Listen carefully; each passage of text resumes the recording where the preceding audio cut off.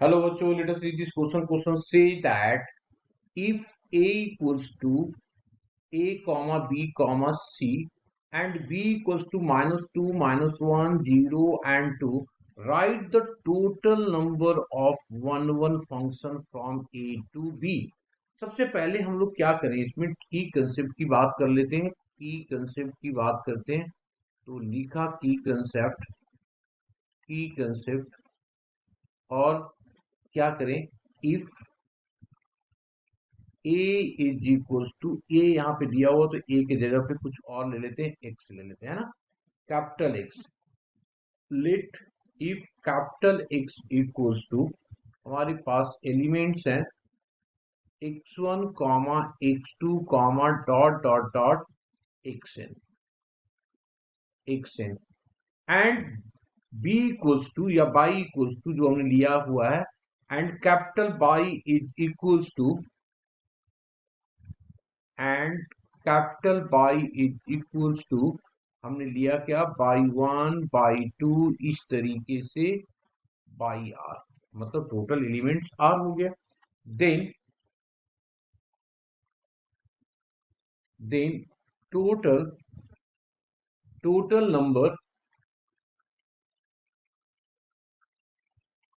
Number of one mapping, total number of one mapping of one mapping या function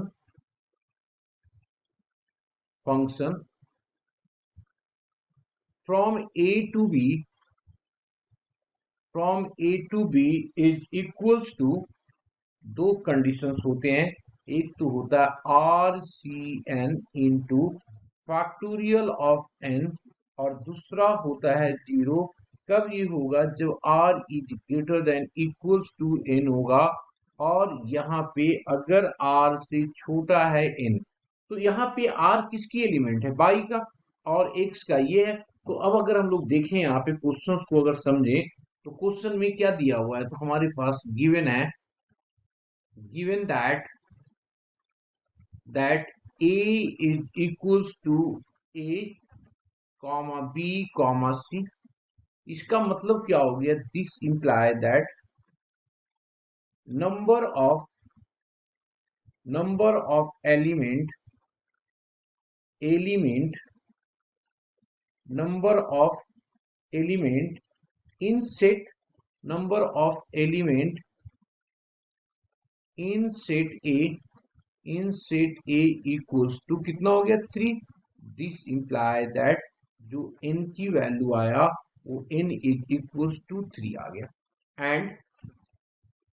and b जो दिया हुआ है हमारे पास, वो दिया हुआ है -2, -1, 0, 1 एंड 2।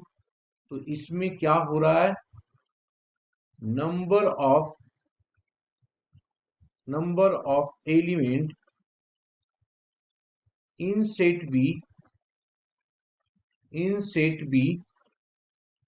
इक्वल्स टू कितने हो गए, 2 2 4 1 5, 5 हो गया।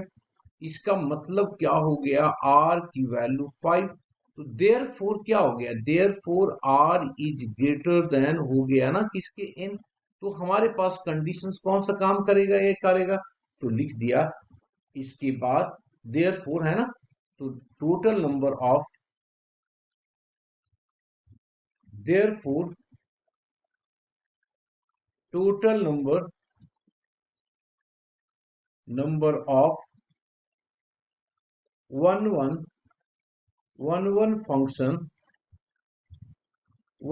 Function from A to B is, क्या होगा जी हमारे पास, ये हो जाएगा आर कितना है 5, सी और एन कितना है हमारे पास, एन हमारे पास दिया हुआ है दैट इज 3, और फैक्टोरियल एन होगा, तो फैक्टोरियल एन भी हमारे पास 3 फैक्टोरियल है। अब अगर इसको ओपन करना चाहें तो कर सकते हैं। एन सी आर क्या होता है जी, factorial 5 divided by factorial 3 into factorial 2 into factorial of 3, ये कट हो जाएगा। यहाँ पे मैं बता देता हूँ कि एनसीआर जो होता है factorial of n divided by factorial r n minus of r का फैक्टोरियल होता है।